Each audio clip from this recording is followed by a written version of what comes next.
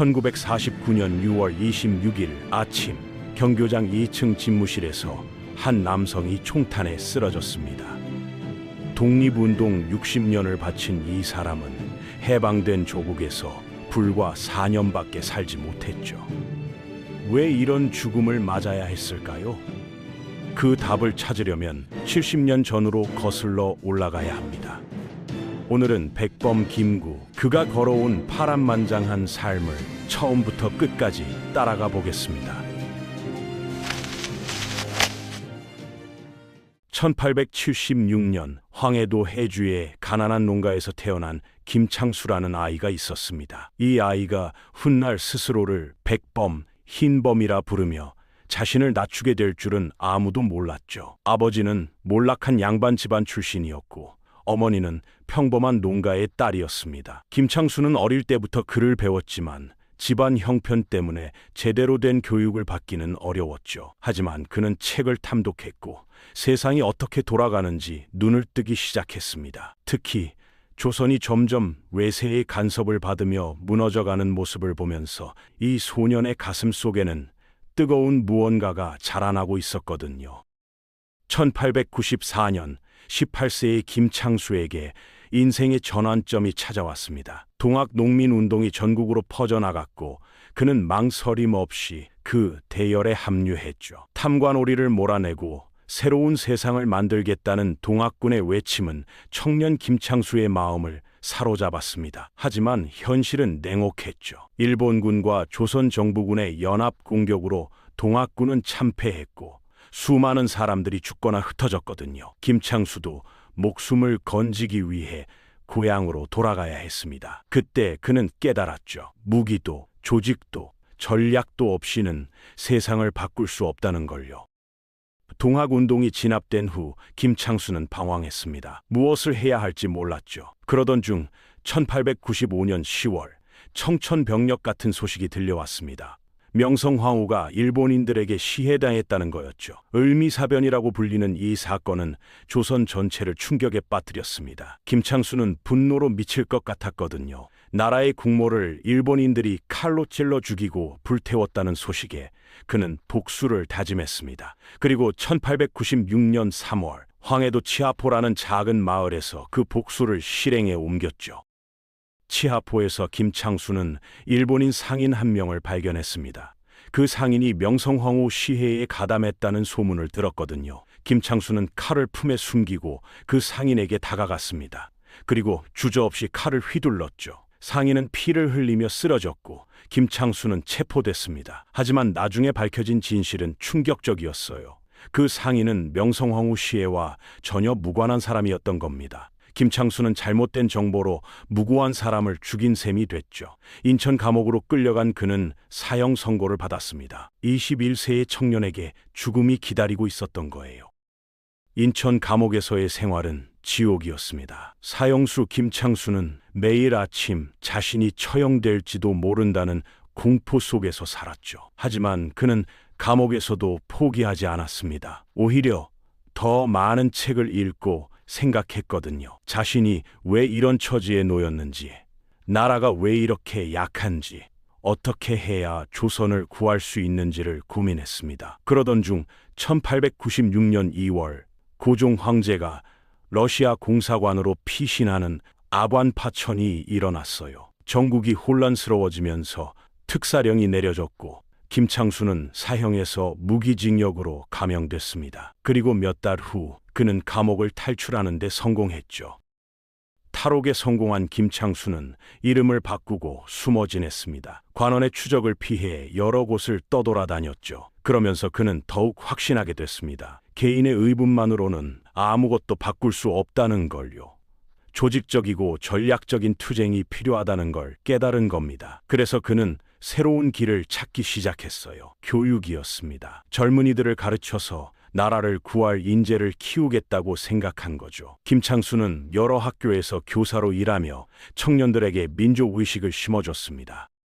1905년 을사늑약이 체결되자 조선의 운명은 완전히 일본의 손아귀에 들어갔습니다. 외교권을 빼앗긴 나라는 더 이상 독립국이 아니었죠. 김창수는 좌절했지만 멈추지 않았습니다. 오히려 더 열심히 교육운동에 매진했거든요. 그는 안악 지역에서 학교를 세우고 학생들을 가르쳤어요. 하지만 1911년 안악 사건이란 사건에 연루되면서 다시 감옥에 갇히게 됩니다. 데라우치 총독 암살 미수 사건이라는 누명을 쓴 거였죠. 이 사건으로 수많은 민족운동가들이 체포됐고 김창수도 그중 한 명이었습니다. 그는 2년 넘게 고문과 신문을 받으며 옥살이를 했어요. 1915년 추록한 김창수는 이미 40세에 가까웠습니다. 청년이 아니라 중년이 된 거죠. 하지만 그의 투지는 꺾이지 않았습니다. 다시 교육운동에 뛰어들었고 지하에서 독립운동을 계속 준비했거든요. 그러던 중 1919년 3월 전국 방방곡곡에서 만세 소리가 터져 나왔습니다. 3.1 운동이라는 거대한 물결이 일어난 거예요. 김창수는 이 운동에 깊은 감명을 받았죠.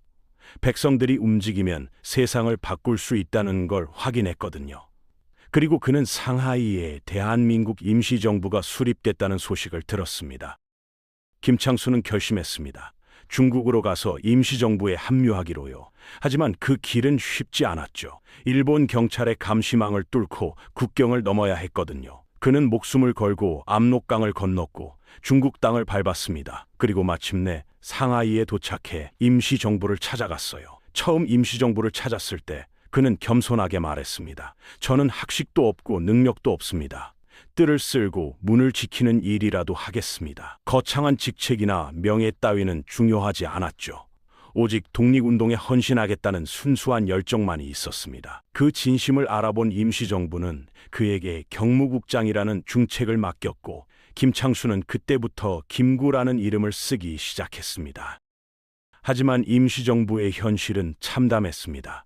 돈도 없고 사람도 떠나가고 독립운동 노선을 두고 분열이 일어났죠. 외교 독립론과 무장투쟁론이 대립했고 이승만과 다른 지도자들 사이에 갈등이 커졌습니다. 많은 사람들이 실망해서 임시정부를 떠났거든요. 자금도 바닥났고 청사도 제대로 유지하기 힘들었습니다. 하지만 김구는 달랐어요. 어떤 상황에서도 임시정부를 지켰죠. 그는 국무령을 거쳐 1926년 이승만이 탄핵당한 후 주석까지 올라갔지만 그건 권력이 아니라 책임의 무게였습니다. 상하이에서 항저우로, 항저우에서 창사로, 창사에서 충칭으로 끝없는 이동과 궁핍 속에서도 그는 임시정부라는 깃발을 놓지 않았죠. 1930년대 초 김구는 중대한 결단을 내렸습니다. 한인 애국단을 조직하기로 한 거예요. 외교로는 안 되겠다는 판단이 섰거든요. 세계의 이목을 집중시킬 극적인 행동이 필요했습니다. 김구는 젊은 독립운동가들을 모아 비밀 결사를 만들었죠. 그리고 첫 번째 의거를 준비했습니다. 목표는 일왕이었어요. 이봉창이라는 청년이 자원했고 김구는 그에게 수류탄을 건네며 마지막 악수를 나눴습니다. 꼭 성공해야 합니다. 1931년 12월 이봉창은 도쿄에서 일왕의 마차를 향해 수류탄을 던졌어요. 하지만 불행히도 폭탄은 엉뚱한 곳에서 터졌고 일왕은 무사했습니다. 이봉창은 체포돼 사형당했죠. 비록 실패했지만 전 세계가 한국인의 저항을 알게 됐습니다. 김구는 멈추지 않았어요. 오히려 더 큰 의거를 준비했죠. 이번에는 윤봉길이라는 청년이 나섰습니다. 1932년 4월 29일 상하이 훈커우 공원에서 일본군의 천장절 기념식이 열렸어요. 일본군 고관들이 모두 모인 자리였죠. 윤봉길은 도시락 모양의 폭탄과 물통 모양의 폭탄을 들고 그곳에 잠입했습니다. 그리고 단상을 향해 폭탄을 던졌어요. 엄청난 폭발음과 함께 단상이 무너졌고 일본군 사령관 시라카와 대장이 즉사했습니다. 다른 고관들도 중상을 입었죠. 윤봉길은 현장에서 체포돼 몇 달 후 총살당했지만 그의 의거는 역사를 바꿨습니다. 장제스는 이렇게 말했습니다. 중국의 100만 대군이 하지 못한 일을 조선의 한 청년이 해냈다. 윤봉길 의거 이후 중국 정부는 임시정부를 정식으로 지원하기 시작했죠.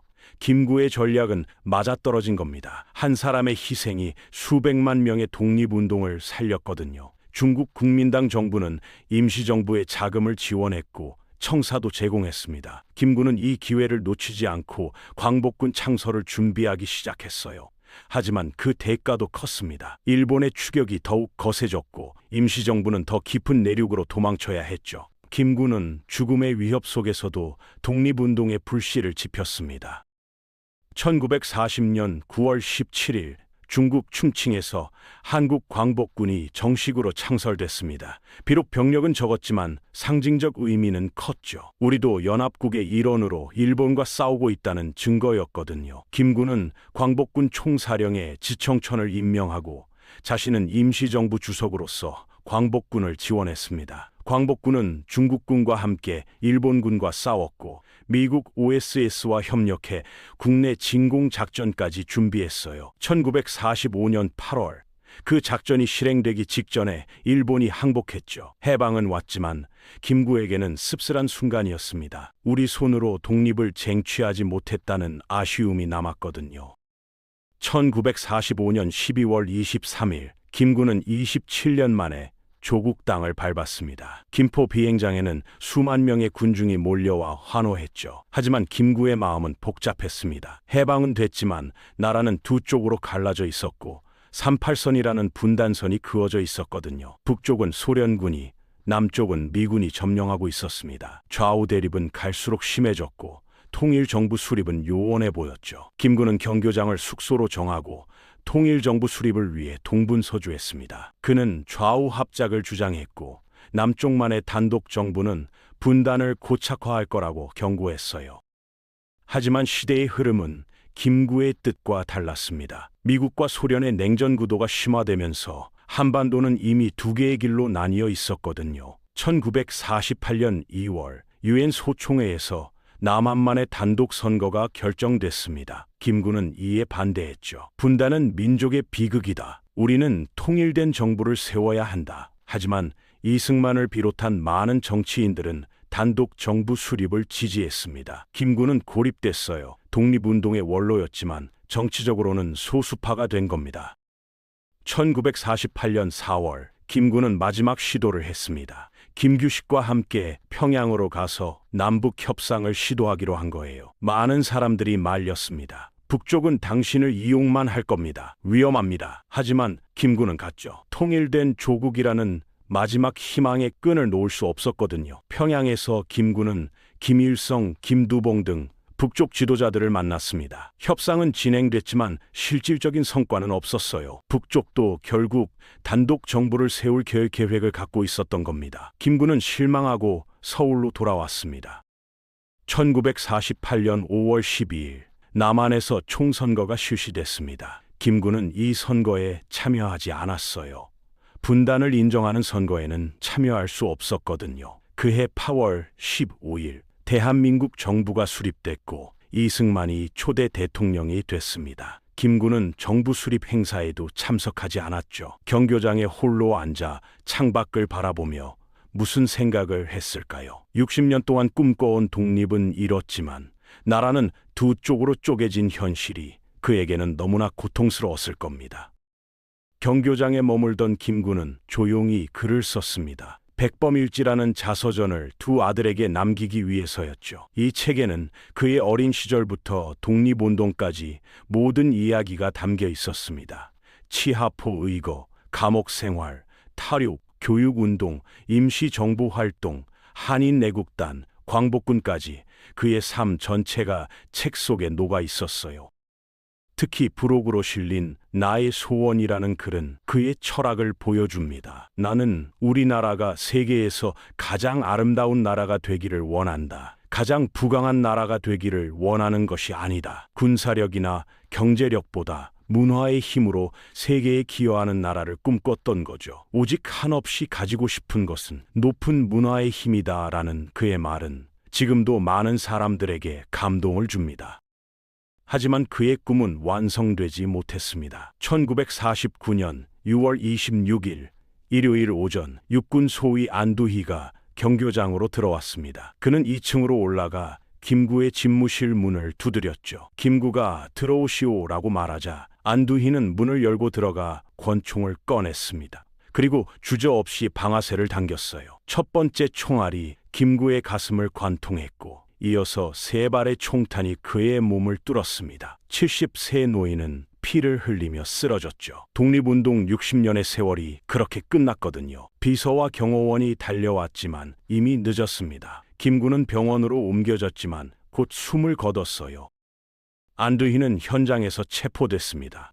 하지만 재판 과정은 석연치 않았죠. 그는 단독 범행이라고 주장했고 결국 무기징역을 선고받았습니다. 하지만 6.25 전쟁 중에 석방됐어요. 배후는 끝내 밝혀지지 않았습니다. 누가 왜 김구를 죽여야 했을까요? 혹시 통일을 주장하는 그의 목소리가 누군가에게는 불편했던 걸까요?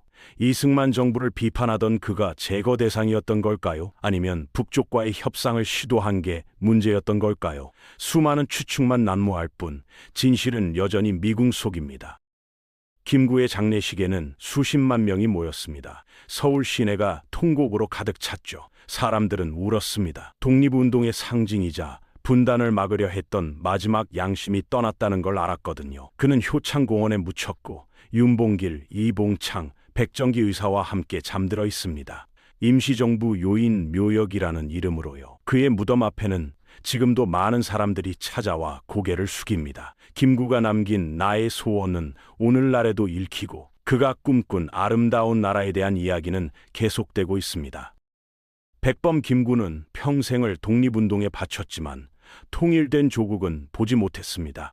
해방된 조국에서 불과 4년을 살다가 총탄에 쓰러졌죠. 그의 죽음은 여전히 미스터리로 남아있고 배후에 대한 논란은 계속되고 있습니다. 하지만 분명한 건 그가 걸어간 길이 헛되지 않았다는 겁니다. 임시정부를 27년간 지켰고 한인 애국단을 만들어 세계에 한국의 저항을 알렸으며 광복군을 창설해 우리도 전쟁에 참여했다는 것을 증명했고 마지막까지 통일을 외쳤거든요. 그 모든 순간이 지금 우리가 서 있는 이 땅의 밑거름이 된 겁니다. 여러분은 백범 김구라는 이름을 들을 때 무엇이 떠오르나요? 치하포에서 칼을 휘두른 20대 청년, 임시정부를 끝까지 지킨 지도자, 윤봉길에게 폭탄을 건넨 한인 애국단의 기획자, 통일을 꿈꾸다 총탄에 쓰러진 비극의 주인공. 그의 생애 중에서 가장 인상 깊었던 순간이 있다면 댓글로 남겨주세요. 여러분의 생각이 궁금합니다.